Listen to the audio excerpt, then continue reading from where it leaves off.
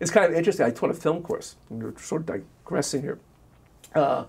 In the high school, and one of the films I showed was Billy Wilder's film, The Apartment, which was made in 1960. Okay, and he has characters in there who are talking like, well, you know, the weather. Oh, it's all from all that Mishugas down at Cape Canaveral, and it's kind of interesting. I explained to the students what Mishugas craziness means, but I asked them, well, why?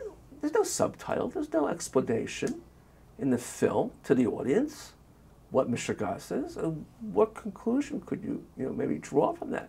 And of course, the conclusion to draw, basically, or I hope they would get, was that at that point in 1960, certain words that were Yiddish words were somewhat mainstream, having been incorporated into English dialect, like schmoozing.